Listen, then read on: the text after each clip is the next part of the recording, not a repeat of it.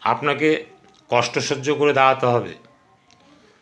ফুল বিছানো রাস্তা কোথাও নেই, কষ্ট সহ্য করে আপনাকে দাঁড়াতে হবে এবং অনেক ঘাত প্রতিঘাতের মধ্যে দাঁড়াতে হবে।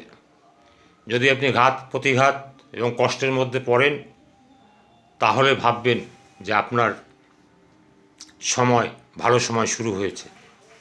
আর যদি ঘাত প্রতিঘাতে না পড়েন, তাহলে আপনার সেই অঙ্ক উত্তর মিলবে না। অঙ্কের উত্তর মিলাতে গেলে আপনাকে ঘাত প্রতিঘাতে পড়তে হবে। দেখবেন ধোপা যখন কাপড় কাচে কতবার আছাড় মারে, আছাড় মেরে জলে দেয়, আবার কাচে, আবার জলে দেয়, আবার কাচে। ঘাত প্রতিঘাত আপনার জীবনে, মানুষের জীবনেও আসা দরকার, নাহলে কিন্তু মানুষের উন্নতি হবে না, হবে না, হবে না। যার জীবনে যত আঘাত, যত ব্যর্থতা, সে তত সাকসেসের দিকে দিনের পর দিন এগিয়ে যাচ্ছে।